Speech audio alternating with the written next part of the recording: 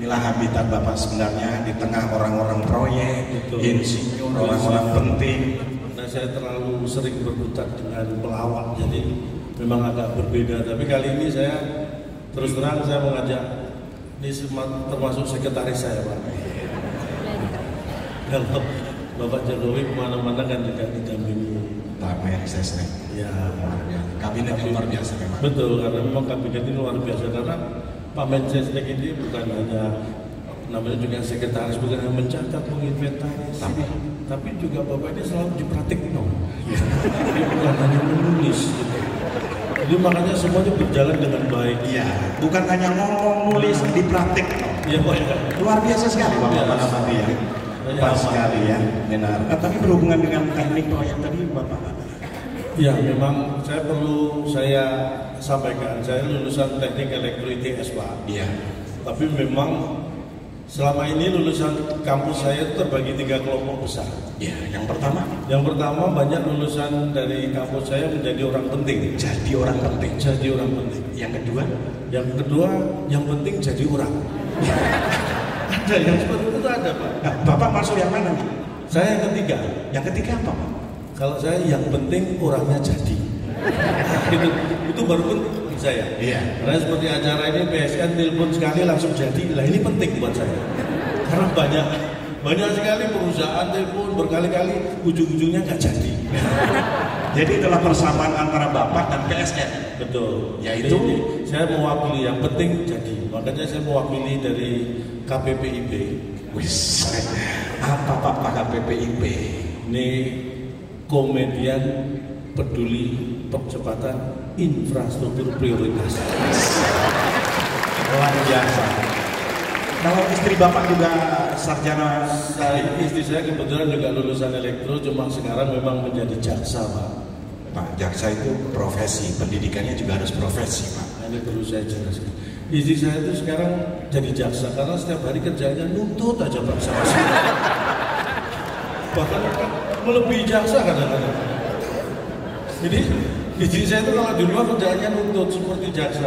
Kalau saya di rumah seperti pengacara, saya selalu membela diri. Nah, anak-anak saya jadi saksi. Saksi apa, Pak? Saksi memberatkan, Pak. Karena sudah tahu ibunya minta dibeli tas, anak minta dibeli sepeda motor. Itu kan malah memberatkan. Oke, Bapak ini langsung saja kita ke fokus karena waktu juga terbatas. Pengamatan Bapak mengenai PSN ini, Pak? Saya kira proyek strategis nasional ini sangat luar biasa. Karena menurut data dari KPPIB yang sebenarnya, saya mendapat bahwa 100 lebih ya yang dilaksanakan dengan baik. Hanya mungkin beberapa. Jadi gini, ada sekitar 185 atau 150 proyek yang sudah selesai dikerjakan sebagian besar oleh Kementerian PUPR. Jadi ada sekitar 8 proyek yang masih menambah tambahan waktu. Itu dia, makanya catatan saya yang belum selesai tadi, kalau yang sudah selesai dikerjakan PUPR, yang belum selesai itu menjadi PRPU. Ya, karena ini belum selesai, ini jadi PR buat PU. Iya. Jadi PR-nya PU memang, tapi menurut saya memang PRPU harus punya PR. Kenapa? Karena kalau nggak punya PR cuma PU. Ya, namanya juga PRPU harus ada PR. Oke. Tapi menurut saya harusnya PR-nya cukup 1. Jangan sampai lebih. Kenapa? Karena PRPU kan PR-nya 1. Ya. Kalau 2 jadi PRPU. Nah, salah satu kendala yang kita hadapi hari ini adalah mengenai kadang lahan, Pak. Pembebasan lahan. Itu sudah disampaikan oleh Pak Hadi. Sertifikasi sudah, Pak. Betul sekali. Jadi memang saya kira ini hal yang kadang-kadang kita tidak menyadari ini terjadi di negara kita. Penyelesaian masalah mungkin lahan. Kenapa kadang-kadang tidak bisa cepat? Karena memang lahan, Pak. Kenapa? Jadi harus diselesaikan secara perlahan. Jadi dari lahan ini selesai, lahan berikutnya. Jadi itu memang filosofinya, namanya juga perlahan, memang nggak bisa cepat. Harus kita paham. Perlahan. Jadi tiap lahan dulu gitu, Pak. Betul. Bisa aja Bapak ya. Ini karena saking nganggurnya. Baik. Jadi gini, Pak. Gerakan sudah dimulai 80 tahun lalu. Ini adalah luar biasa. Bapak Jokowi mencanangkan, banyak mendapat tantangan. Buat apa bikin jalan? Buat apa ini? Orang ininya belum ada. Menurut Bapak, saya ingat betul tahun 2019 saya sempat diundang hadir ke Istana Bogor. Saya dengan penuh segala rasa hormat bisa mewawancara Bapak Jokowi waktu itu. Kalau Bapak masih ingat, ketika saya menanyakan tentang bahwa banyak yang mengatakan jalan itu nggak bisa dimakan, infrastruktur nggak bisa dimakan, tapi Bapak tetap membangun, tetap melaksanakan semua program karena yakin inilah yang dibutuhkan bangsa itu. Berarti Pak Jokowi ini punya pikiran ke depan, Pak. Betul sekali, sesuai dengan background beliau. Apa? Jauh sebelum menjadi presiden itu menunjukkan background beliau. Apa? Beliau dulu kan di dunia mebel, furniture. Itulah yang membuat Bapak ini visinya, pemikirannya tuh furnituristik. Ke depan.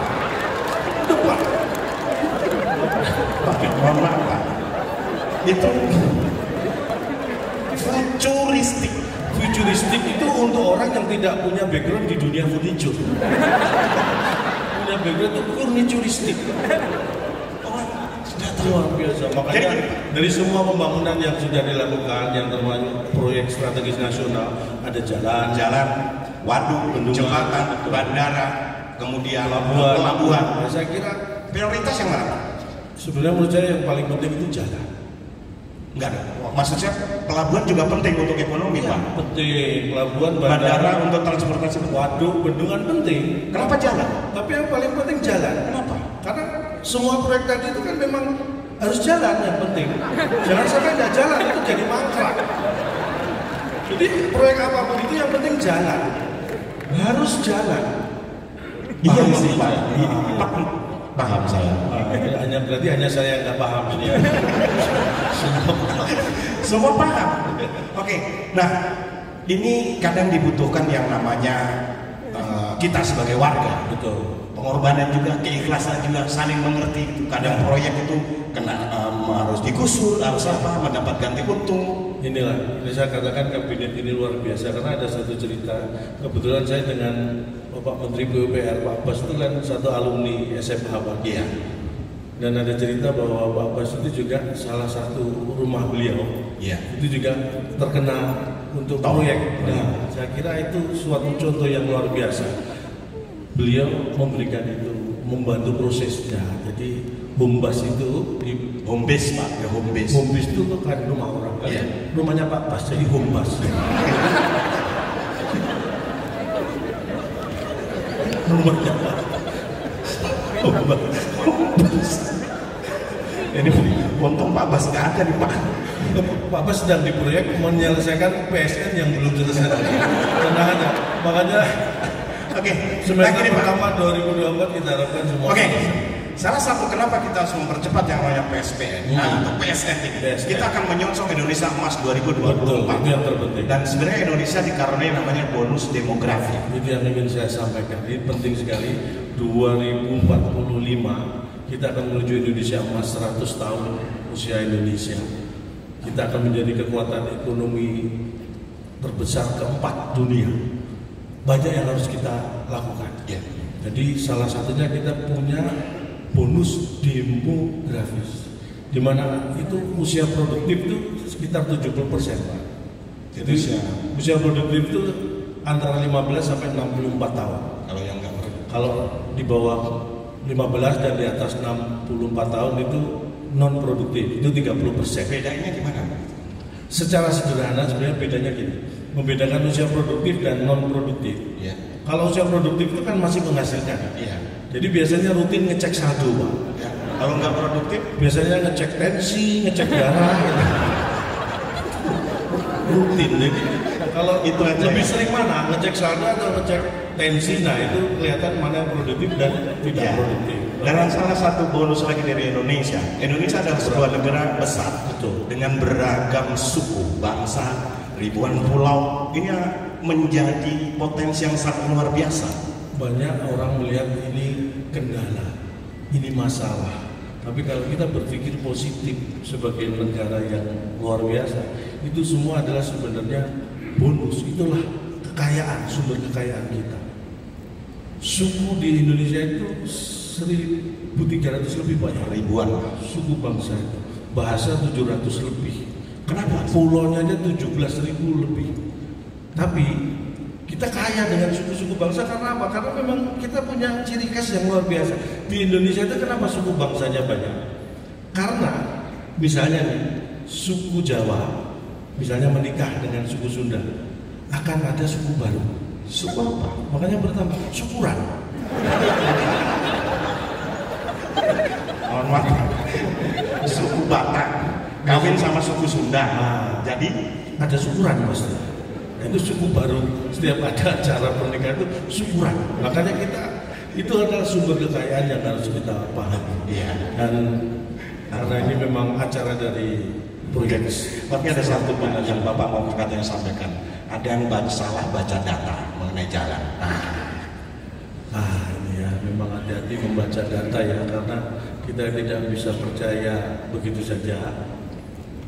Banyak ada orang yang salah membaca data atau mungkin memang disalah-salahkannya supaya datanya. Tapi kalau saya bicara data, saya yakin saya besar karena saya tidak berdasarkan hanya database, Pak. Hanya database itu sangat terbatas. Apa? Yang paling harapan kita, Lorena, ya kan, Ramat Jati, Doa Ibu. Itu apa Pak? Itu database. Lebih sempit sekali. Kalau data itu harus. Kalau data truk ada nggak Pak? jadi data itu harus kita gunakan untuk mendukung ya apapun keputusan yang kita ambil itu perlu data. Insya Allah jalan yang dibangun itu akan menjadi jalan yang lurus, jalan yang diridhoi oleh Allah Subhanahu wa Ta'ala. Amin. Dan ini karena semua proyek strategis nasional itu butuh percepatan. Jadi saya tampil di acara PSN ini juga akan saya percepat. Karena ini mendukung program.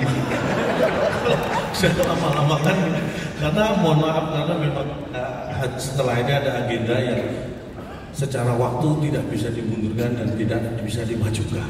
Apa? Azan maghrib. Jadi mungkin saya tadi diminta untuk Pak Arsad, saya diminta panitia untuk menyampaikan materi, Pak. Saya diminta memberi materi, tapi saya pikir orang saya berdiri di sini itu dalam rangka memenuhi kebutuhan materi. Kok diminta memberikan materi? Terus saya bawa pulang materi apa? Nanti istri saya profesi jaksanya semakin kuat, nuntutnya semakin keras. Ya lagi mungkin hanya ini yang bisa kami sampaikan. Saya kira acara seperti ini perlu rutin. Boleh sama tangan santai aja. Santai saja. Karena terus terang tadi pagi saya juga bersama beliau Bapak Presiden kereta cepat dari Jakarta ke. Gimana rasanya? Wah ini nggak ikut Pak, jadi saya perlu cerita. Jadi kereta cepat luar biasa cepat. Saya belum naik udah turun. Sangat cepatnya. Saya memang belum disuruh naik. Tapi kencang bener. Saya tadi ditanya, gimana rasanya naik kereta cepat? Kecepatan 350 km per jam. Mantap. Saya disitulah merasakan, seperti ini rasanya jadi Valentino Rossi. Ada wifi-nya kenceng juga. Valentino Rossi itu saya 350 km per jam saya masih bisa minum tadi. Valentino Rossi saya lihat nggak sempet dia minum. Berarti kita berarti Pak. Ini luar biasa. Tadi itu juga lompatan yang kita lakukan ini mudah-mudahan memberi manfaat yang seluas-luasnya. Kereta cepat dan LRT saya juga. Digitalisasi cepat juga penting. Betul sekali digitalisasi. Saya hadir di sini aja karena digital. Iya. Karena begitu antara PSN dan manajemen secara digit sudah cocok. Nah, digital. Maksudnya wifi Pak, digital kayak digital. Saya di rumah untuk membantu profesi saya butuh data, butuh ilmu, makanya wifi di rumah saya itu kenceng banget. Saya langganan paling mahal, paling kenceng. Kalau Bapak Ibu nyoba di rumah saya itu wifi begitu login langsung lokal. Itu kenceng banget. Ini mahal siapa ya? Oke. Dan di ujung tadi luar biasa sudah diserahkan yang namanya buku. Betul. Jadi buku bisa dibaca-baca. Ini bicara masalah buku. Saya walaupun melawat, saya punya hobi membaca sejak awal sekolah. Makanya pinter ya Pak ya. Ya sebenarnya pinter itu